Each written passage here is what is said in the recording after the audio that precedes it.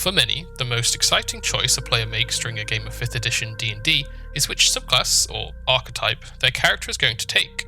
While your class provides the groundwork for what your character is capable of, your subclass is what really pushes your character towards a preferred trope or theme. Assassins, necromancers, beastmasters, these are all iconic fantasy themes that players want to experience, and in 5th edition, that is achieved by choosing the right subclass. This desire to live out the limitless character options that fantasy stories can facilitate has made subclasses one of the most commonly homebrewed aspects of D&D. They are also unfortunately one of the more difficult areas of the game to balance, but don't worry, I'm going to try my best to help you out, and hopefully by the end of the video, you'll feel comfortable and confident giving it a go. I have over 45 subclasses under my belt, as well as a few full classes, and I've had nothing but good feedback from my players. This video will contain 5 tips that I use to smooth out the design process. But anyway, that's enough rambling, let's get into it. Tip 1. Where does the subclass thrive? If you've decided to design a custom subclass, you should have a clear idea in mind of what you're designing. You of course need to know which class you're dealing with, but you should also know what fantasy you're trying to achieve. If we use the fighter as an example, what is your subclass going to do that isn't covered by an existing option? Is your subclass a master of hand-to-hand combat and focuses on grapples and throws? Are they able to magically imbue their weapon with enchantments? Do they specialize in a certain weapon and use it in ways no normal fighter could ever hope to achieve?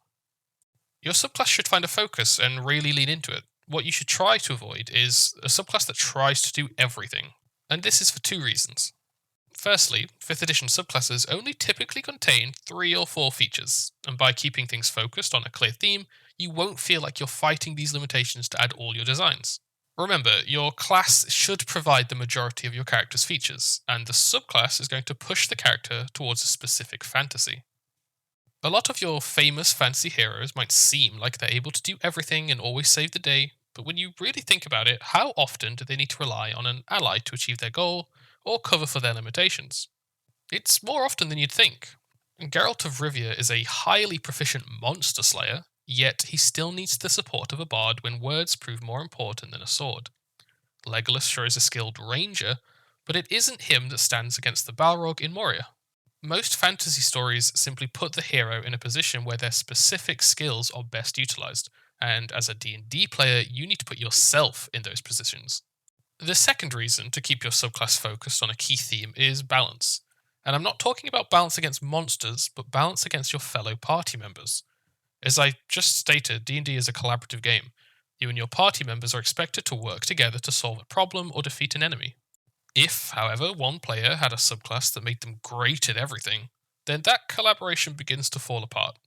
Imagine your frustration if you decide to play a rogue, and along comes a scenario where stealth is needed, but instead of you taking this chance to live out your sneaky fantasies, the fighter ends up being just as skilled in stealth due to his subclass. And since he's a fighter subclass, he also gets a bunch of features that make him stronger at combat. So the party decide that he should go instead, since he's more likely to survive if he gets caught. There's nothing wrong with a bit of overlap, but if you don't stick to a clear theme with both areas that it excels at and areas that it struggles with, then you're going to begin stepping on other people's toes.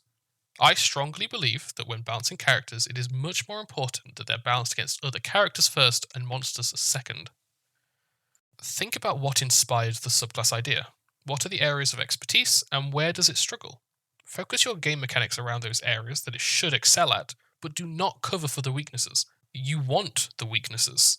It's those gaps in the character's skill set that invite teamwork, and honestly, the best stories come from struggling and failure, not from clearing every trial with minimal effort. Tip 2. Consider the skill cap of the subclass. D&D does not have a difficulty level per se, yet there are classes and subclasses that are more beginner-friendly than others. Fighters and barbarians are often suggested to new players due to their simple mechanics and limited features. Conversely, wizards and sorcerers are usually avoided due to the sheer number of spells and complicated game mechanics they encompass. Your subclass, whether by design or otherwise, will fall into one of these groups. Now, difficult to run subclasses are not a bad thing by default. When I designed the Thunderer subclass for the fighter, I specifically intended to make the subclass mechanically heavy and ensure the player always had something to think about. This was directly intended to counter the simplicity of the fighter class and give an experienced player a fighter subclass that would be engaging to them. However, if you're designing the subclass to be accessible, then you'll want to make sure you keep the features simple and concise. This doesn't mean boring, it means the rules should be easy to understand and interact in a straightforward way. If you look at these two features, you'll see the first is pretty long and encompasses a range of game mechanics. It has its action economy, multiple targets, a range to consider 2 separate saving throws, damage, a condition, and it needs to be remembered over multiple rounds. This is an example of what I would consider a subclass feature intended for an experienced player. The second feature incorporates a range, its action economy, and a ruling to make an attack. This is what I'd consider a beginner-friendly subclass feature. Neither one is boring, and both would feel awesome to use, but one requires a much better understanding of the game rules to utilize well. Tip 3. Don't starve the players of things to do. There are a few subclasses in 5th edition D&D that are less than generous with the cool features it gives the character. Obviously, this will depend on the class, but if your subclass is giving the player some extra unique actions and abilities, make sure they will be able to regularly use those new fun features. After all, if you've put your time into designing these exciting new features, you want the player to be able to use them more than once per session, right? It's common in designing D&D content to balance a powerful feature by limiting it to once per long rest. This is understandable and can be used to good effect if that feature would risk trivializing the story if it's used freely. However, trying to use these kinds of limiters on combat-orientated features or mechanics that are core to the power fantasy will often work to create disappointment, especially if the feature has a chance to fail. A preferable method of balance would be to rework the feature so that it's still impactful but allows the player to access it more often. This will also help improve your homebrewing and problem-solving skills in general. My College of Sea Shanties Bard has a few examples of this kind of D&D homebrew problem-solving. The feature Sea Shanty allows the bard to sing a continuous song and grants a slightly weaker bardic inspiration without expending them from their pool. When designing this feature, one option could have been to grant a flat buff to everyone in range and then specified that once the feature has been used, it can't be used again until the bard has completed a long rest. This would have worked, but it feels lazy, right? It's been reduced to a standard buffing aura.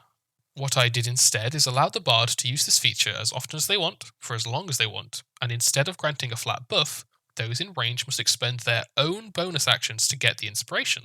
Not only does this remove the use limit from the feature, but it also exchanges the resource cost to be as many bonus actions as is needed. And it fulfills the fantasy of a crew all joining in the sea shanty together. Another example is the Scurvy Sickness feature. This allows the bard to debuff a creature for an inconsistent number of rounds. Again, this could have easily been balanced by making it a set number of rounds and then specifying an arbitrary number of uses. However, I want to allow our bard player to have the opportunity to make tactical choices and use their features freely. So, instead I made the feature slightly weaker by making it unpredictable, and then made it more useful by allowing the bard to use their existing class resource of bardic inspiration as the cost. Now they can make their own informed choice as to how often they use this feature by balancing it against how often they use the bardic inspiration feature. Finally, the feature Oh Captain, My Captain has another variation of feature cost. This feature allows the bard to choose another character and heavily buff their ability to support them. I could have allowed the bard to make this choice in the moment and limited the amount of rounds that it lasts, but then it would have been just another resource that gets held onto until the boss fight, and then that would have had its own balancing issues. By making the player choose during a long rest, and having it last until the next long rest, the player is forced to make a prediction of who it will best serve.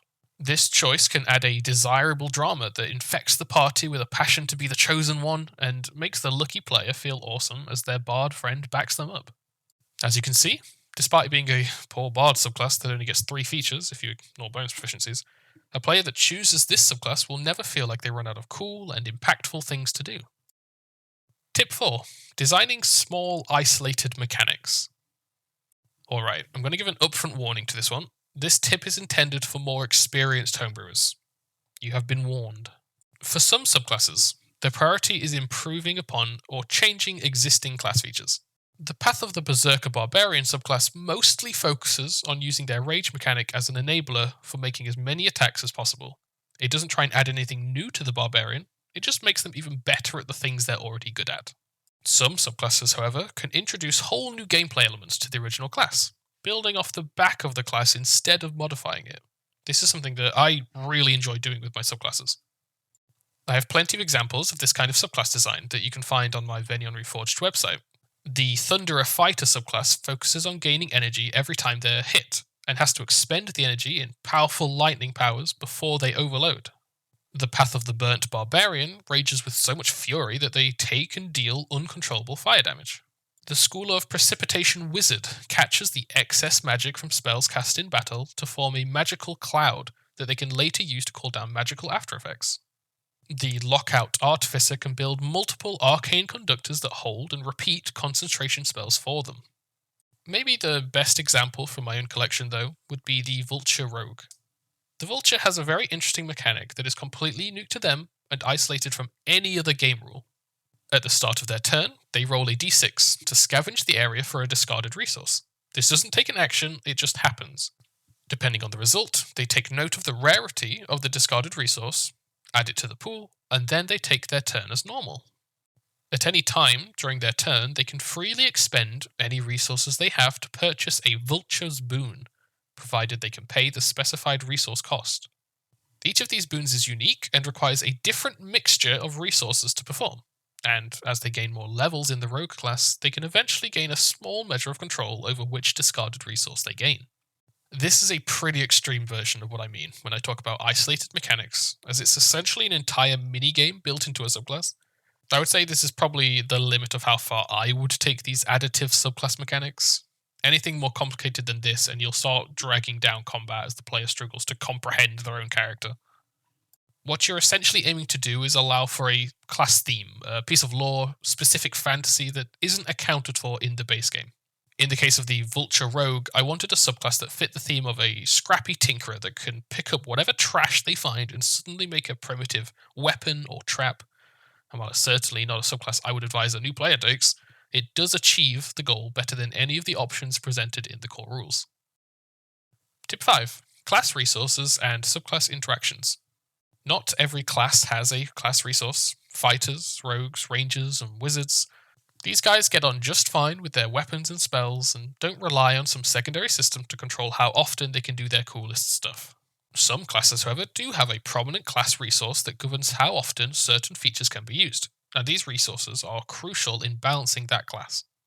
Bards, barbarians, monks, and sorcerers each have a defined class resource that you can and should utilize in your custom subclass designs. There are a couple of ways that you can do this. Firstly, you could simply use the resource as a currency.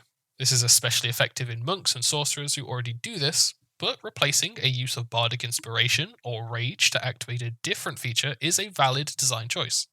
Another way to use these class resources in your designs is to have the features only be utilized while under the effect of the class resource. This is very common with the rage feature, but why not have a feature that only activates upon spending key points? My Way of the Submerged Soul Monk subclass gains access to a Flooded Soul form that lasts for 1 minute, and there are a bunch of unique subclass features that have a key point cost and can only be utilized whilst in this form. While we're on the topic of key points, both key points and sorcerer points are excellent resources for designing scaling abilities with relatively easy balance. When you set a base cost for using a feature, you can add an optional up cost to boost the effectiveness. The Way of the Submerged Soul Monk does this in many of its features. For example, the Strong Currents feature needs just 1 point to use, but if you choose to pay an additional 2 key points, it gains additional effects. Alright, I won't keep you any longer. If you found any of these tips useful, please like and subscribe so I know what kind of content is useful to you. My main goal with all these videos is to help DMs improve their own homebrewing content, so feedback really is crucial. If you'd like to check out any of the homebrew content I referred to in this video, you can do so at www.venionreforged.co.uk. There's a ton of content on the website and it's all free. You can also join my Discord for updates on new content or to just chat. The link is below. And that's it. New videos on the way soon. Have a great day.